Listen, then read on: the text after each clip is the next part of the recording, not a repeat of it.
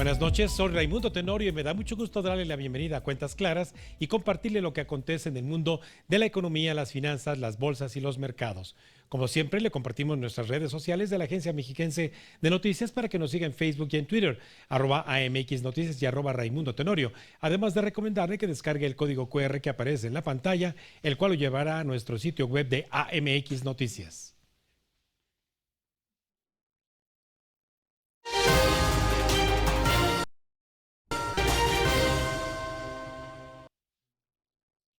En México, el sector energético sigue en penumbra, afectado por el pasmo que supone tener un alto potencial para generar electricidad con energías renovables.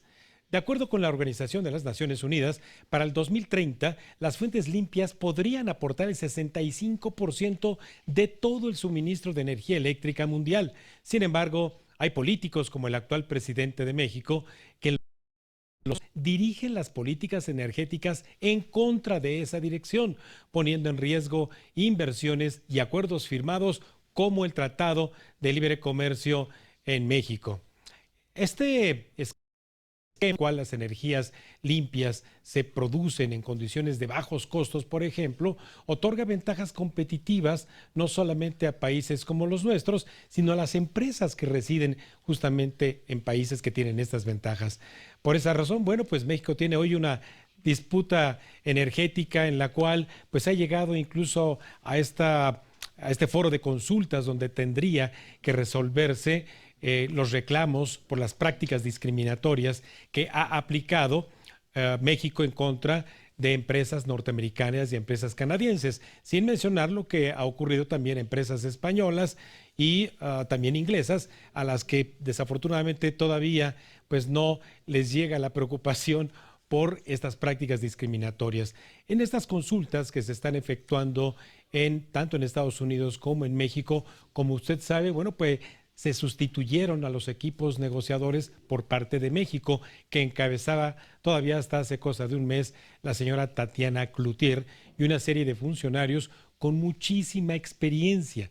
Y estos funcionarios que habían creado incluso cierta escuela de negociación, pues desde la experiencia misma que se ha tenido con el Tratado de Libre Comercio de Norteamérica en su versión 1.0, que fue NAFTA, y ahora en la versión 2.0. Incluso en otros tratados como han sido los acuerdos de protección a la inversión o también los llamados acuerdos de complementación económica. Así que en esas circunstancias, la forma en que México ha aplicado estas prácticas discriminatorias ha sido por privilegiar a las llamadas empresas productivas del Estado, como la Comisión Federal de Electricidad y Petróleos Mexicanos, en estas prácticas discriminatorias que incluso fueron documentadas por el despacho de la señora Katherine Tai en los Estados Unidos, representante comercial de los Estados Unidos, señalando las prácticas que en específico obstruían, por ejemplo, y siguen obstruyendo la apertura de estaciones de gasolina, etcétera. Y bueno, para poder hablar justamente acerca de este tema y por qué estamos en la punta del iceberg de lo que pudieran ser más problemas que se desencadenen con estos hechos desafortunados, tenemos en la línea a la maestra Ana Lilia Moreno de México Evalúa. Buenas noches, Ana Lilia. Buenas noches, doctor. ¿Cómo se encuentra? Bien, pues con un gusto de poder leer documentos como los que escribes desde México Evalúa para entender qué pasa entonces con las inversiones que se han venido haciendo desde el marco legal actual. Pues lo que hemos visto, doctor, es una disminución en las inversiones, sobre todo en materia de electricidad. Y esto nos preocupa porque está muy vinculado con el marco jurídico que respalda, pues, obviamente.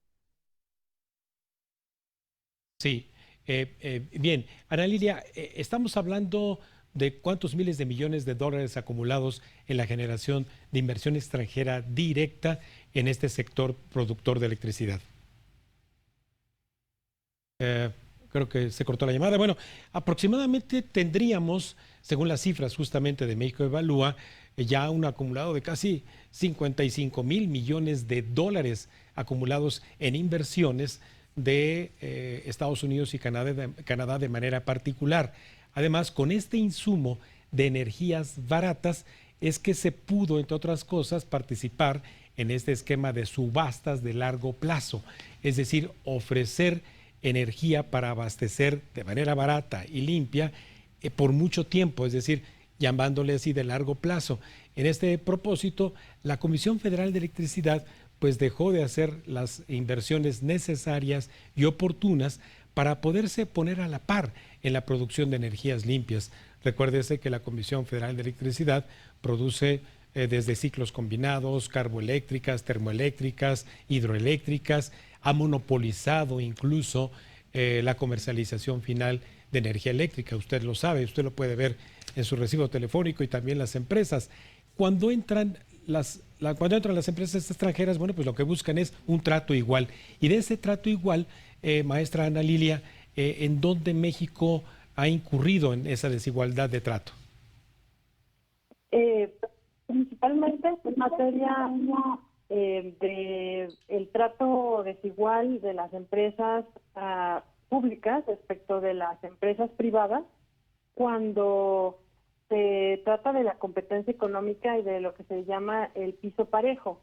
Sí. Es decir, que las empresas, cuando hacen sus modelos de negocio, esperan que las empresas públicas se comporten como si fueran competidores, porque lo son, y no autoridades, ¿no? Entonces, desde hace unos 3 años más o menos, el gobierno mexicano ha intervenido de una manera abusiva, hay que decirlo, para poder darle ventaja a las empresas públicas. Y esto es un poco confuso porque en el discurso oficial nuestros gobernantes lo manejan al revés. Nos dicen que hay un piso disparejo en relación a las empresas públicas mexicanas, en relación a que Pemex y CFE han sido tratadas de manera abusiva. Y no es así. Parece que es al revés. O sea, que el gobierno mexicano pone un privilegio que es ilegal para que las empresas públicas tengan una ventaja sobre las empresas privadas.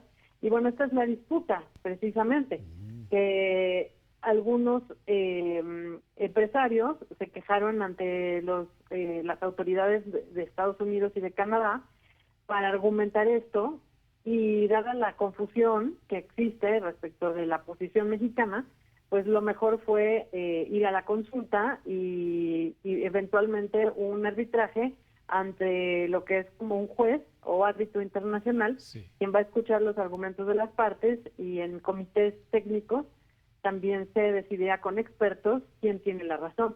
Sí, este calificativo me encanta, de punta de iceberg, porque uno supone que tocar de cerquita o bien chocar contra el iceberg va a desencadenar una serie de hechos desafortunados.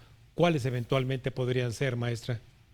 Claro, desafortunadamente México tiene mucho que perder, porque parece que sí es verdad que las autoridades mexicanas han abusado de su posición dominante, dándole esta ventaja a las empresas públicas mexicanas, CFE y Pemex, y pues se calcula que sería 22 mil millones de dólares aproximadamente el valor de los activos que está en juego, pero habría que añadir el lucro cesante, es decir, el tiempo en el que han estado detenidas las inversiones o que no se ponen de acuerdo, y que esto implica pérdidas en materia de ventas, de lucro, como su nombre lo indica, y que implica que los modelos de negocio de las empresas que ya han invertido en México pues pierden dinero, y eso entra en la disputa, y precisamente el que pierde es el que tiene que indemnizar, en este caso el Estado mexicano. Sí, finalmente, maestra,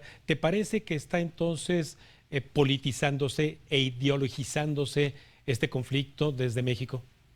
Sí, totalmente, porque de hecho lo que usted mencionaba de las capacidades que se han perdido en la Secretaría de Economía, de personal técnico que llevaba ya más de una década especializándose en materia comercial internacional, se ha perdido, puesto que despidieron a los equipos de trabajo. Entraron equipos que han expresado que van a defender la soberanía nacional sin ahondar más allá, y de hecho hace unas horas la Secretaría de Economía declaró que la disputa comercial no es un tema jurídico, Oh. lo cual pues nos indica que pues ella o no está informada o no está bien asesorada, porque en estas disputas comerciales, claro que hay temas económicos, porque esa es la esencia, sin embargo el proceso es plenamente jurídico, ¿no? Entonces ahí es donde vemos pues incompetencia de parte de nuestras autoridades para enfrentar este problema, y en el discurso la ideología por delante.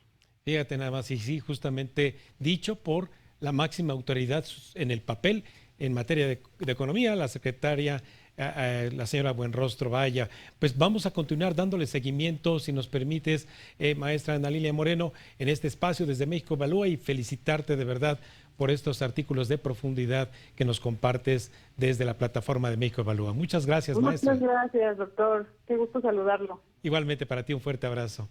Hasta luego. Bueno, mire, pues los desafíos para México en el corto plazo en materia de producción de electricidad son urgentes. Así que, si nos permite, vamos a un breve corte y regresamos con más cuentas claras aquí en la Agencia Mexiquense de Noticias.